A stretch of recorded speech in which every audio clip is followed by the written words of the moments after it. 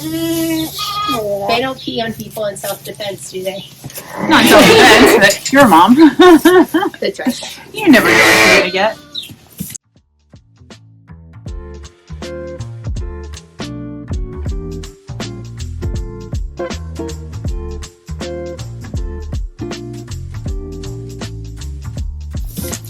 Welcome to that knitting show. I'm Erin, this is Ian, and we are here today at Morehouse Farm. We're in the lambing barn where we've got all the moms and babies just kind of hanging with us today, so you'll hear a little bit of noise in the background. A little bit. Oh goodness. They're very vocal. That's how they talk to each other and communicate to say, hey, where's my babies? And like two typical little kids, right? These two wandered off to hang out with us instead of with their mom, and now mom's like, hey, where are you? Here we go. Mama, over here. Come visit. We expect you to be wandering through as we videotape today. Lots going on in the background too. We need to swap because you have. I know, right? So like, you need to sit up a little bit more, buddy. You look like you're a little. There you go. Although I always laugh, right, when you watch babies that are with moms, like they'll scrunch up on mom's shoulder, and just it looks like it's so up here. It's so uncomfortable, and yet you can see happy as lambs. Yeah, not happy as lambs. I'm in heaven, guys. This is amazing. There was one earlier that wouldn't leave my side. It was wonderful. She's already decided it's hers. It's hers. Except now I can't identify it among all of them. Now she has to me again. Now she's got to do daily chores and. Darn, I feel like I'm wearing the diapers. I think I've done my duty picking up poop for other creatures. As you can see, a lot's been going on in the house. How many lambs so far? There's 13 so far. And we've had an amazing. Whoops! Somebody just kicked the Should I maybe if I put this one? Yeah. I think that mommy's a little grumpy. Yeah. Well, it's a good mommy, right? Comfortable. That's a good mommy looking for a baby. So, here you go. You can see they're really in a hurry to rejoin mom. Yeah, it's just standing there now. Like, oh, Ma, I had a warm nap. Okay, so 13. There was a mix of colors. Yep, so we've had the vanilla merinos and chocolate merinos. I'm holding one of the white merinos, aka vanilla, right now. And you can see how wrinkly his neck is. And that's amazing because it means there's more surface area to grow this amazing wool. And it's all little curlicues right now. That's what it looks like when they're born. And you can see he's just hamming it up with his new BFF. Life's pretty good here. I'm just going to hang out with these two because I enjoy this very much. And the chin. I know. Totally content. Happy to have his nose rubbed. You know what? I feel better already. Yeah. There's nothing like holding the lamb. Whatever the stress of the day gets you or the week. You have to help it feel better.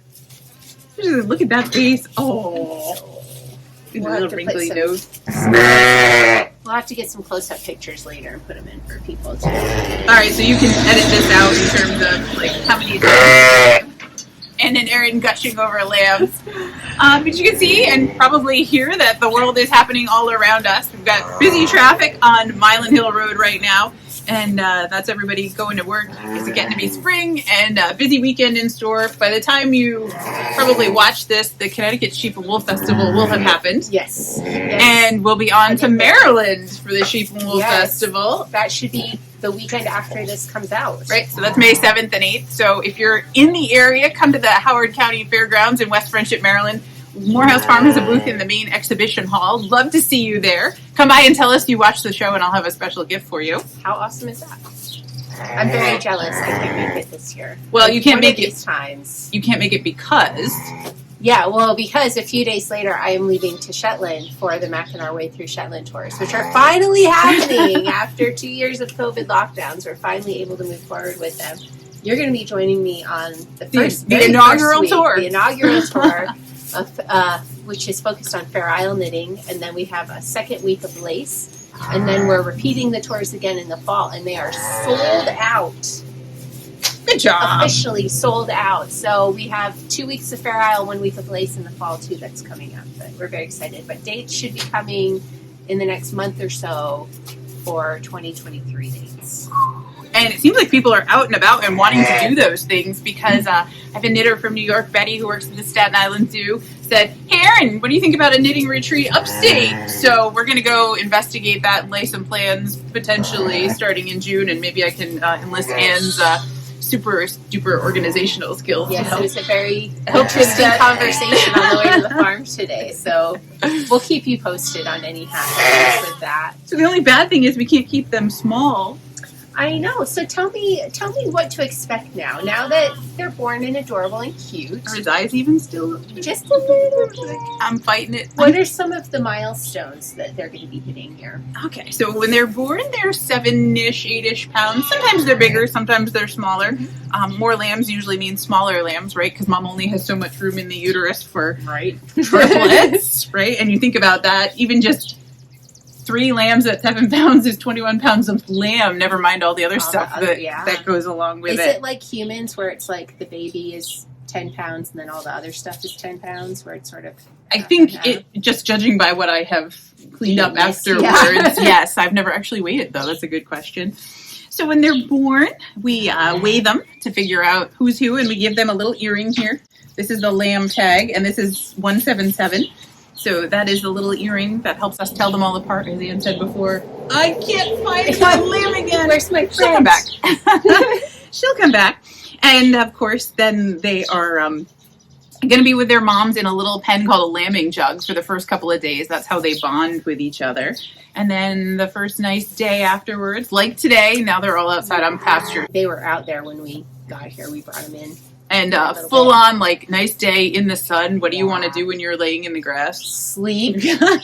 Just to full out on your side. It's always fun to, like, look out over the beautiful pastoral scene of the mama sheep and the baby sheep, all the lambs around, and then you see one lamb just, like, flat in the grass, and your first impulse is, oh, no!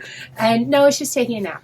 It's just taking it out. And I see that and my heart stops every time. And there's a rock in the pasture that I swear one of these years I'm going to paint bright orange so I don't keep thinking it's a lamb. Don't think it's a lamb. Yeah, and that's the instinct even when I know we don't have any lambs, aka they're all grown up. They're all adult lambs. And I still see this rock out in the pasture. It stops my heart. So, yeah. Oh, you're like the lamb whisperer. Look at you. She's just chill. Well, I think they know when they're comfortable, right? And they're in a good spot. I know I do. Well, man, I wish you could see all the way around here. We got one coming over to investigate the tripod, and so maybe you'll get to grab Buddy as soon as they come a little bit closer. I think that is my friend.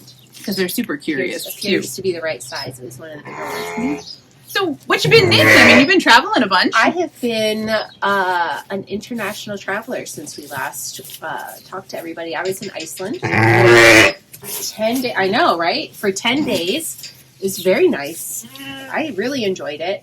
You land in the airport's outside of Reykjavik, sort of southwest of it, and you're sort of driving around. And my first thought was, oh no, I hope it's not all like this, because it's just flat volcanic rock with lichens growing on it, which is pretty at first, but then, you're driving to the rental car place for miles, and it's just all you're seeing. And you're thinking of that line from Dumb and Dumber? Rocky Mountain High. That John Denver's full of it, because they were in Kansas or something flat. So it was, but then once you get out of the sort of the lava Wind's plains, banging the door. Once you get out of the lava plains, you start seeing the beautiful mountains and the waterfalls, and everything is beautiful. We were there too early for a lot of the touristy things to be open, so we spent a lot of time looking at nature. It was very nice. Also, 5-star nature experience. But I did have a chance to meet with Johanna, who has a goat farm there, and she was able to bring the horned Icelandic goats back from basically extinction. Like the remaining 4 goats, I believe, were headed to slaughter. Oh my goodness! And she heard about it and was like, "Can I have them?" and brought them back. Very interesting interview with her that will be coming out in June on the I Thought I Knew How podcast. And the goats there are dual coated.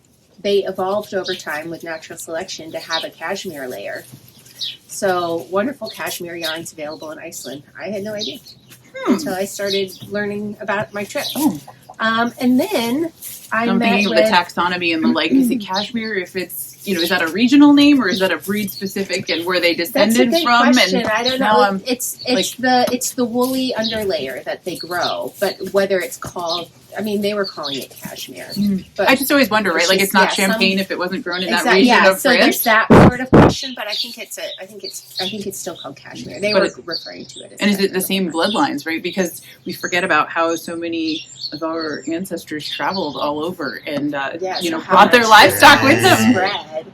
And she does talk in the interview about how when they originally came, they don't have any evidence that when they originally came they were growing up. Are you comfy? It seemed like you're going to sleep. Process of natural selection growing up in Iceland that the ones with cashmere survived.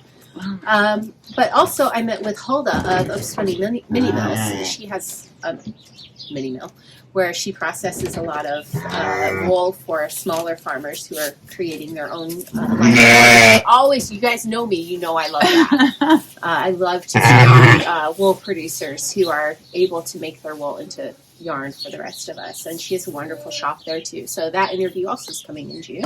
Nice. And did some wool shopping. I have a project on my needles that I just passed on last night from a dyer there that I want to say her name is Hespa. If it's not that, I will put it under here right now. And this is around, but this is some Icelandic lace weight that she dyed, and she makes these kits of 6 different colors. I have the second color here, just to do a very basic shawl with. So I was headed to the movies last night, and I needed something that I could knit in the movie theater because I never can sit still. And so this just has very basic increases, garter stitched the whole way. And so she is a botanical dyer there. Ooh. And I'll make sure to put a link to her in the show notes if anyone's curious about that. Very good. And you were talking about mini mills, and I went to the Interweave Yarn Fest and got to see a lot of really cool stuff, meet up with some old friends, make some new, because I've been looking for a mill that can help me do something with Swirl's fleece. You may remember Swirl as the lamb that was born last year with the coat of many colors at Morehouse Farm, and I want to do something absolutely special with that fleece, and it would be really neat to be able to maintain the color integrity, meaning seeing the dark and the light come through. If it goes through the normal processing, and if it was going through all the carding and the pin drafting that would normally happen in the worsted spun, it would all end up the same color, and it'd be a beautiful lighter brown. But I feel like, man, we could do something even cooler with it. How fun would that be to really spotlight this 2-colored sheet? And that means I need something very unique, and I don't want to have to spin it all myself. But it might come to that. So if that happens, then I'll have to put down the knitting for a while so I can spin. But I'd love to explore that and get to meet some new fiber processors along the way. That sounds wonderful. Yeah. So what else did you do at Interweave? I took an amazing double knitting class with Alasdair Post-Quinn, and it was kind of cool because here we have to go more than halfway across the country to meet practically neighbors because he's in Boston, I'm in Connecticut. And just his design genius. I can't even put into words how cool that is. He showed us his necktie that he designed in double knitting, and it looks like a diamond in a spiral almost. Oh wow! Like if I was just to describe a spiral, but figure it had corners instead of the circle. Okay, that's the pattern for this. Oh, interesting. And it's breathtaking. And then he's got a hat that's got beads in double knitting. I was taking the double knitting off the grid, which was increases and decreases, which is a really awesome foundation piece once you're comfortable with double knitting. And,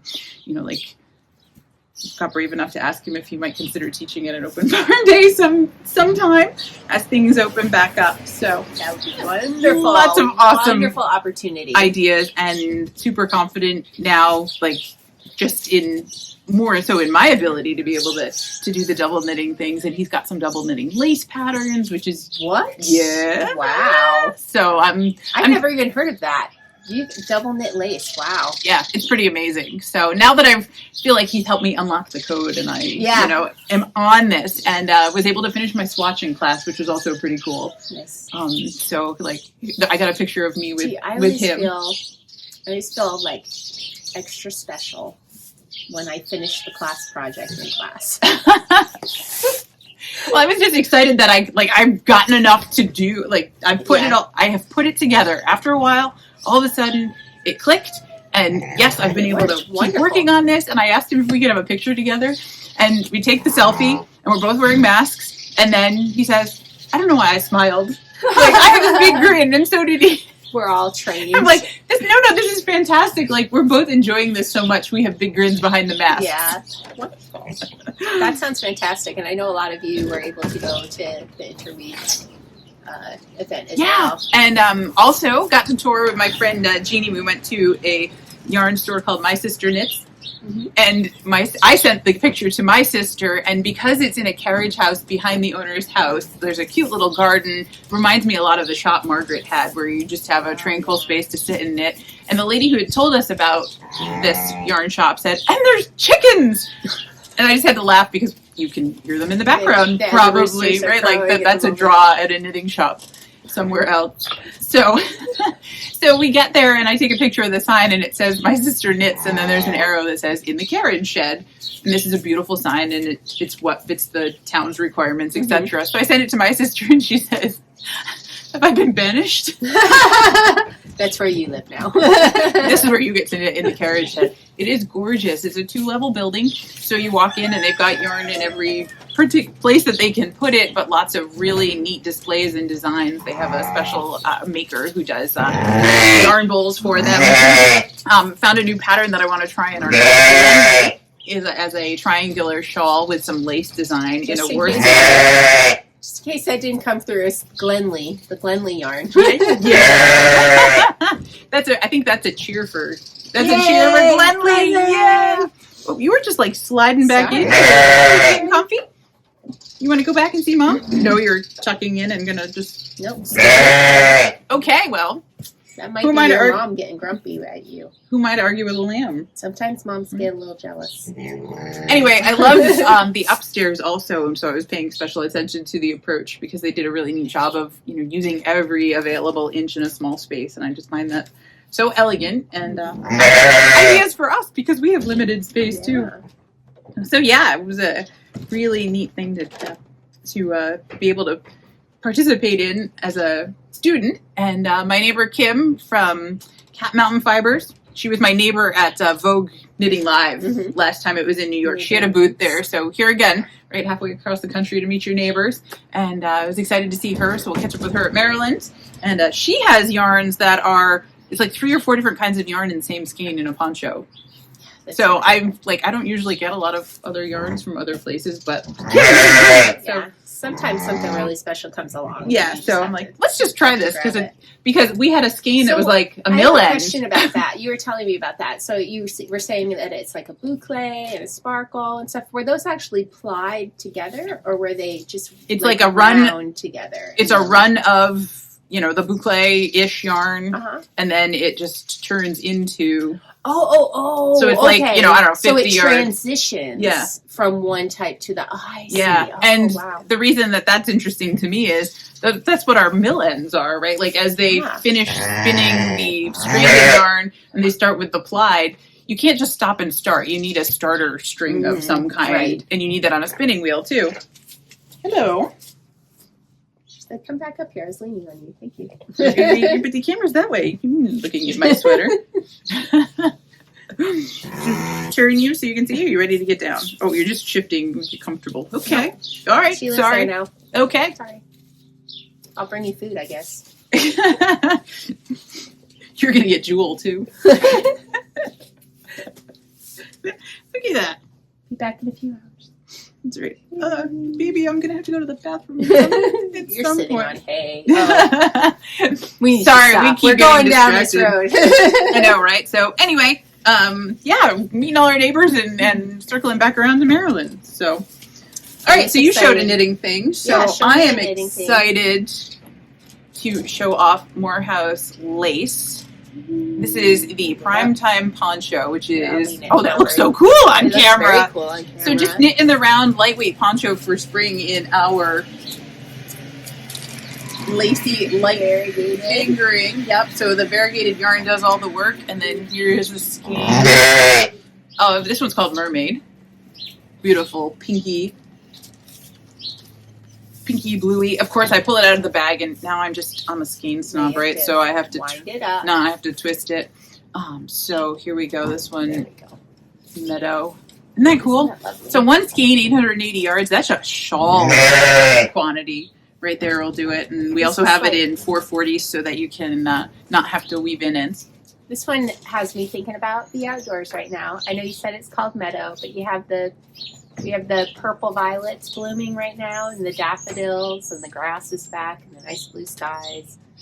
Yep, it's springtime. And I'm looking out past this camera out into the pasture, and I'm seeing all of those colors. Yeah, so, it's beautiful. Okay, something else I got to cast on. Right. Never any cast on. Whoops, lighting off here.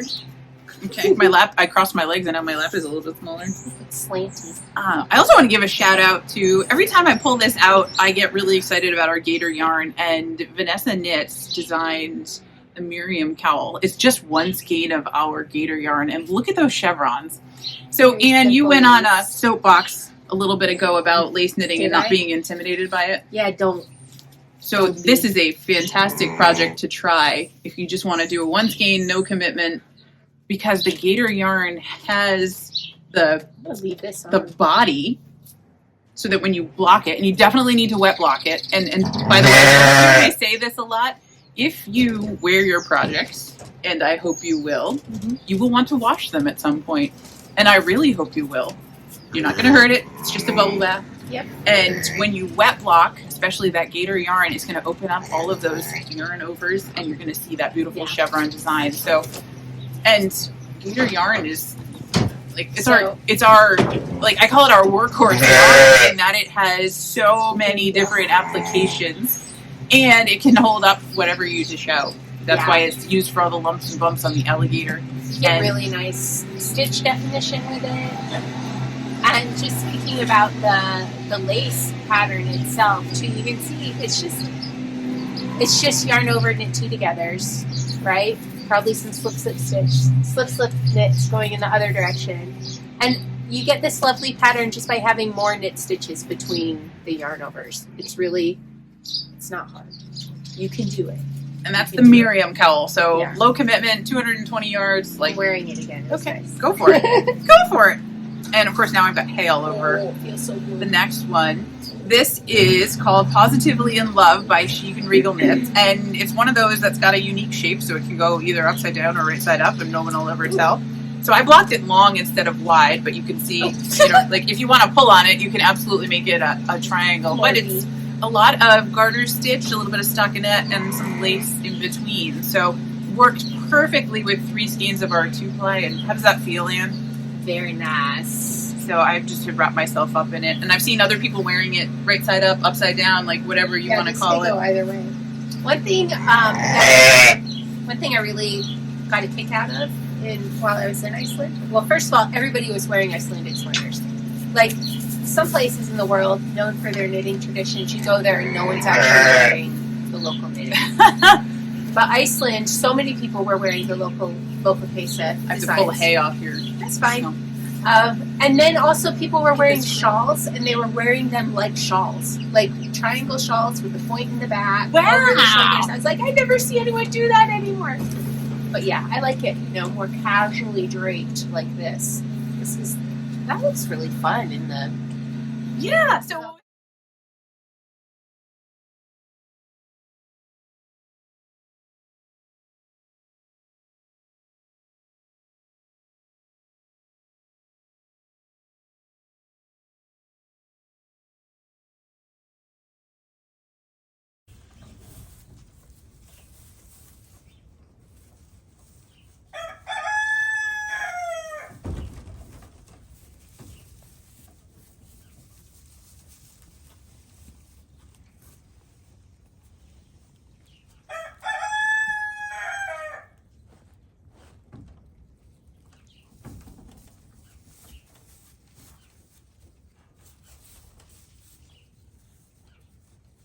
It's Ann size! I am so happy with this. All these tiny little designers designing tiny little shawls that fit them. I got me a shawl that fits me. I'm so happy. I'm becoming like a bag lady with all of my wools. It's a little chilly today. I'm just going to leave it on for now. Well, if you're comfy, that's all good. This is a DK, so it actually went pretty quickly. You knit from the bottom up. You have the center panel. The outer edge is leaf. The center panel is cat's paw. And then you do a garter border all the way around when you're done. And that just smooths out the edge here because with the leaf pattern it ends up being, wavy. But with the garter you can block it flatter to have a flatter edge. Beautiful. So very happy with this. I actually brought this today so I could take a picture of it on the farm here, if that's okay. So I got to take a picture before we leave. It just feels very like farmy. You just have to say photograph that. Farm. Ooh, we'll put it up by the pond and get a reflection. That's right. Ooh, I was thinking over by the stream. That too. So we'll have a photo shoot with my thing. And then this And just like super speedy here. We just released this. Yeah, this class just happening. Just started the other day. And I'm like, done. Each of the day's work. This is the Entrelac pencil bag. I forget what it's actually called. E=MC, and I said, well, what better way to have a notions case than to knit one if you were a crafter. So this is the current project in the Morehouse Merino flock, which is a practice for doing an Entrelac sheep, which I already started. I did the feet for it because I wanted to test the colors I was using. But Entrelac, I am so happy to be doing Entrelac again. Entrelac was so big for like 3 or 4 years in the early 2000s, and I did a few bags and different things with it. It's just such a fun technique. You start with these little triangles that you do, and then you pick up along the edge and knit the purple bits, and then you pick up along that edge and knit up the other way and join it to the square before. And I can hear everyone going together. It sounds complicated. It's really not. You take it one step at a time, and if you want guidance, it is the Morehouse Merino flock group thing. So Erin has made videos for every single row to help you get through. But you don't even need once you get started, it's like, okay, and you can do it. And you had this wonderful video on how to knit backwards, because you can imagine you're knitting each of these little squares on its own, and it's 6 stitches, I think. Yeah.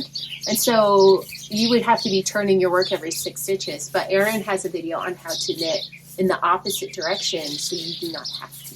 Game changer. So it was so fast. It was only slightly slower than doing just a plain stockinette knit, because that's amazing. Yeah.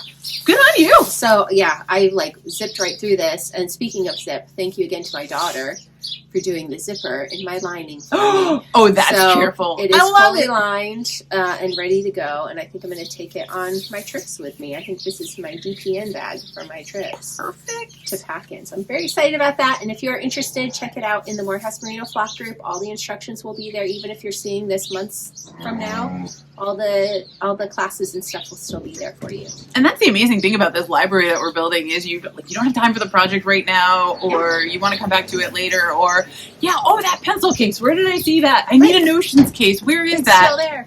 And that self-paced course will be there, so you can do it on your own time for as long as you're a member of the flock. You got it. And I'll see people poke it in, they've done sort of the first 3 lessons or something, and then had to put it down for whatever reason, and then they'll come back and finish, and then we'll see a picture in the celebration corner of it's done, and they're amazing. They just take it at your own pace, and we try to find any of the the landmarks that are going to be important along the way. I keep going back to petting this ear because it's just so soft. Their faces are so soft. And then I got to totally distracted. Totally on to another topic. Sorry, back to the sheep. And just to be able to sometimes I see things and I learn and I think I got it and then I don't, but to be able to do it at my own pace. Because if you've ever been in a class where you miss that one step and then it's I'm so far behind I can't. Yeah. Like, that's frustrating. That is frustrating. So in the flock, having the ability to do these things at your own pace and then have help if you get stuck, or the time to work it out yourself, and it's, you know, not just gonna watch the video again, right? Or ask for help. Yeah, because we can answer that for you, or try it a different way, and then, you know, if you need to do it later on that day, you can come back to it. It's not like, sorry, class is over. Right. On to the next thing. Right. Exactly. So it lives there. Perfect. And if you decide you want to come back and do another one, you certainly can. I love online learning. I love the online knitting learning that we've gotten in the last couple of years. I love it. Love it. Love the flock group. Love it. Okay. And I love that we can be together everywhere in the world, right? So from Switzerland and China and Japan. Shortly Shetland. Shetland. Well, I took a class in Shetland already. You did? Yes. Yeah. That's right. Because I was there and it was, I can't remember what class it was now. It was the thrumming with Helene. The thrumming, yeah. She was in Boston. I was in Shetland. Other people scattered all over the place. And I'm just sitting Arizona, in a cafe in Shetland, Alaska, having my class. And when the hardest thing is the time zones, like, we're doing awesome. Yeah. Oh, we have too many people scattered around the world wanting to be part of our fun.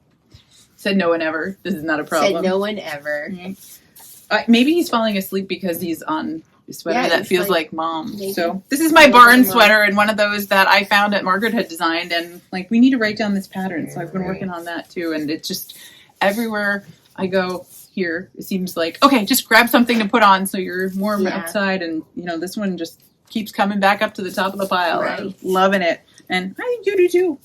So, Erin, I want to talk to you about, and we didn't even talk about this, but I just want to popped talk into to you your about head. it. Yeah, I want to talk to you because we're actually here at the farm today because tomorrow is Connecticut Sheep and Wool, and you have to get set up for it. Yep. So this starts this event that I'm going to be going to as a participant tomorrow. I'm not helping. I'm not doing whatever. I hope you'll come by.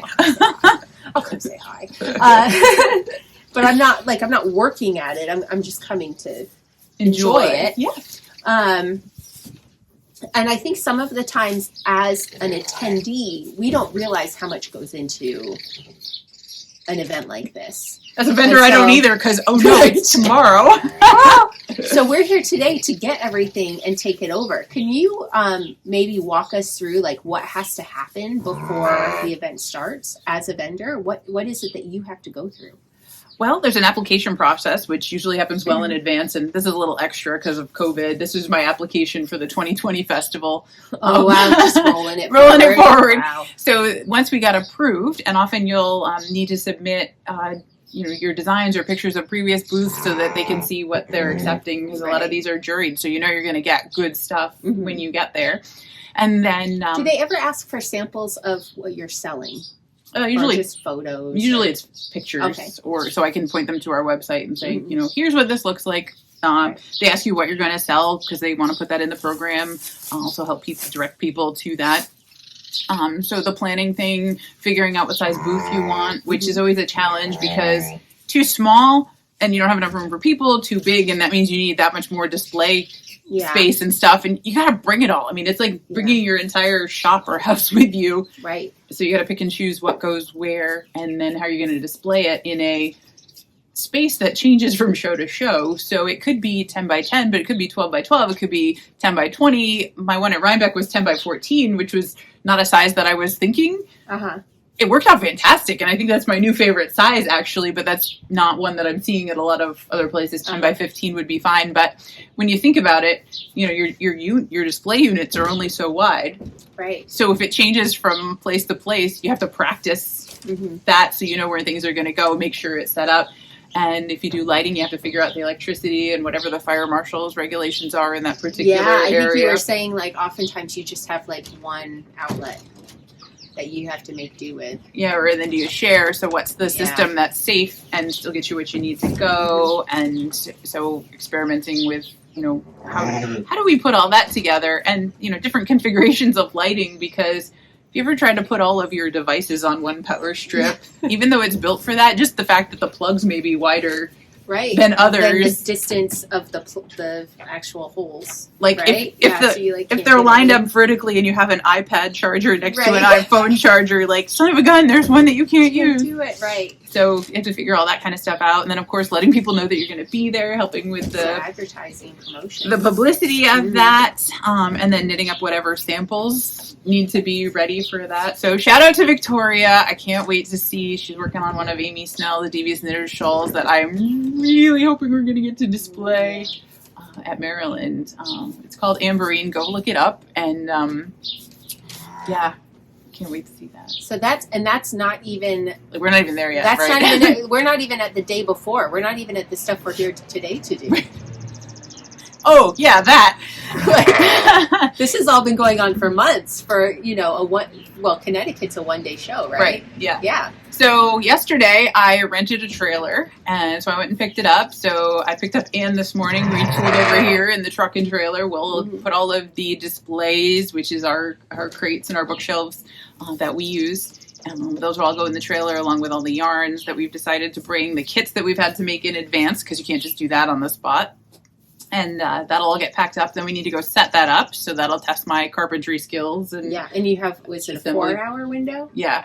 4-hour window to go in and build your booth. Like extreme and makeover. Load everything into it. Barn edition. Yeah. And then hopefully we'll get home at a decent hour tonight, maybe dinner like 8:30, and then tomorrow morning, bright and early, we're heading out at 7 o'clock. I didn't even invite you yet. If you want to ride with us, you can, but the train leaves pretty early, so My and you're husband might captive all day. appreciate that. I don't know. One time he doesn't have to come with me to a fiber festival. So the train leaves pretty early, and you will be asked to spell me so I can go take a lunch break. Please just tell people, Erin will be right back. I'll be right back. So, and oh my goodness, I think She's totally out. Totally out.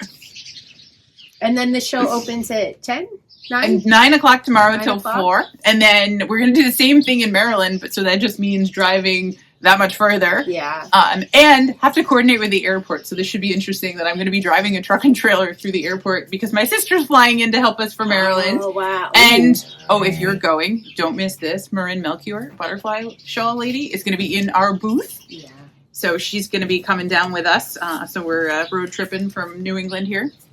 Excited about that, and excited to show off her stuff. I have Quinn's pillow. I think we showed you that a little bit ago. Yes, it looks like a quilt. Yes. Yep. She's got a blanket like that. She's like, I think I should do one in your yarn. And I'm thinking, yes, please. Yeah. Yes, please. Yeah. So then, when the show's over, you are awake. So say the show ends at 4. I don't know when the show ends, but say the show ends at 4, for instance. What happens then? It's like NASCAR pit crew pack up, right? And you got to make sure you're not like squishing and breaking things as you're trying to do that in a orderly fashion as fast as you can, because I'm 6 hours from Maryland with no traffic. So we did decide to stay over one more night, which certainly adds to the cost. But in terms of, Are you given as much time to take down your booth as you are to set it up? It depends on the festival, but they're going to close the gates at some point, and then maybe you live there because you didn't get out in time. Well, that has happened, as in at different festivals, I've been given windows, but the security and the organizers didn't all get the same memo sometimes. So I have gotten to my third load at a particular festival, and they're like, no, you can't come in. Like, wait, but the vendor contract says I can come in till 10. It's only 7:30. And they're like, nope. Oh, wow. So that just makes for an early morning. So you try to learn those things, and, they're just trying to do their job. So it's a lot. So it's like, we are very lucky, those of us who get to just show up and enjoy. This is a big event for the vendors. But taking applications if anyone wants to work in booths, right? Because I have this dream that, there's 10 of us. That's like the farm team, no pun intended, all puns intended. Farm team. Right? And then you love Morehouse yarn and you want to talk to people about it for a couple hours in the booth, and then you get a free ticket to the festival. And, by the way, then, whoop! Are you trying to stand up? No? Yes? No? My legs fell asleep. I've been sitting here so long. Yes. You want to get down? No? Yes? Okay. Yep, so. Okay. Here we go. Mommy. Anyway, so I was saying, farm team, right? Where we just spell each other and really enjoy the festival. So anyway, it's my dream, among others. Sign me up. All right. I'll do it. I'll spell you tomorrow. Okay. Awesome. That's no problem at all. Well, awesome. Thank you for sharing that. Anyway, I just thought it would be interesting for people to hear how much goes into that, because I don't think people realize how much planning goes into it, and then the actual execution on the day, you know how much. Oh, the same thing with the festivals and your trips and tours. I mean, you started planning that, I think, a year in advance, never mind the COVID delays. And then, you know, and also knitting a sweater, right? Now. Yeah. Knitting a sweater, right? Like, oh, beautiful sweater. That's awesome, right? Well, if you were designing it, and I think that's another one, you know, shout out to anybody who's designed something and actually written the pattern. It's one thing to knit it following instructions, but when you're making up you actually have to create it all. Yeah. Right, you're making the construction and then the instruction at the same time, and it's not like, oh, I just do it once and I knit it and it's perfect. It's, oh, these sleeves are puffier than I want them to be, or how do we you know, fix that? this isn't as long as troubleshooting. Yeah, Absolutely. So yeah, so shout out to all the people who do the behind the scenes work that makes the rest of life so engaging for the rest of us. There's a lamb. There's a lamb chewing on my bum right now. Sorry. Chewing on her pocket. But it is time for us to start packing up so that we can go be at Connecticut Sheep and Wool tomorrow. But we are hoping, not guaranteeing. You keep talking. This is our That Knitting Show for May, and we are hoping to have one in June. If we do, we're going to be filming it from Shetland. And so they stole my knitting! You kids! They're like, we're not kids, we're lambs. Oh, I could. It's a little damp. We'll just set that there. We'll figure that out later. So, hopefully, we will have some time while we're in Shetland to film the next That Knitting Show, and that should be coming to you in June. As Erin was saying, Maryland Sheep and Wool is the weekend after this comes up. What else do we have coming up? We didn't talk about the Rhinebeck shawl. We forgot to mention that. So if you'll remember from our last video that we are going to be knitting shawls for Rhinebeck this year. Come by the Morehouse booth, and Erin's going to have a bunch of shawls there that are Morehouse shawls that you can pick from. They really like to eat my things. I was hoping that I would be able to get this on camera. We'll leave it here for a second. We'll see. They're like nibbling on my little bags here. See? Kids today, right? Who raised you? Were you raised in a barn? Yes, and we are very curious, and we love what we are seeing, and we want more of this. What's not to love? So what did we promise the people last time? If they came by and at Rhinebeck, knit a shawl, we recommend a Morehouse shawl. Right, but you're using so Morehouse come learn yarn. more about them at the different fiber festivals that Morehouse will be at. Or check out on the website. There's in the patterns and kits section, there's a section of shawls. And Anne's going to have a special something for you. At Rhinebeck, if you find me as you're wearing your Rhinebeck shawl and you say, hey. We're going to have to make yours super loud so people can find you. Oh, heck yeah. Yeah. Heck yeah. All right. And then you'll know it's Anne, and you're going to look for this shawl the whole way around the fairgrounds. And if you see her, she's going to have something special for you. I have something for you. So start planning that now. Awesome. And, We'll look for you in the booth when you come pick out your colors. For those of you who do want to do a sweater-ish thing, our buddy Ted is working on a Morehouse sweater with the cable that Vanessa did on the Chloe shawl and the Morehouse hat. Pictures. Yeah, so I'm hoping I'm going to get to see that, the actual one in person at Maryland, and try it on so I can decide what size I want to make and then start testing that. Nice. So that's coming. I don't know when yet, and this always feels like such a tease. Like, come on, Erin, say when it is. But again, that process needs to cook. Designers. But over the summer, I got permission from the designer of the Hitofude Cardigan. And if you haven't seen this, I'm putting a link below here. We're going to do this in the block in July and August. Ooh, awesome. Because it is a fingering weight, so I'm going to use Morehouse lace, and I have a separate batch that came from a different mill that's just a little bit thicker also. So you'll have a choice of yarns that you can work with on that. And I tried on the small. I saw a sample of it at Interweave, and because it's so flexibly sized, I think the small is from like a 32 to a 37 inch bust. I'm going to do the small, which is I think 880 yards. Woo! Handy. Yeah, really? So I'm pretty excited about that. And now the lamb is, can you see that? Chewing on ants. That was not spaghetti, sir. I think that's your buddy, and it's my buddy. Okay, there we go, guys. We got to pack a trailer. Hope to see you at one of these festivals or in our next episode, and the podcast returns June something. Something. I think the 6th. All right, so we'll talk more about that next time then. Yeah. Okay, guys. Bye-bye. Bye-bye.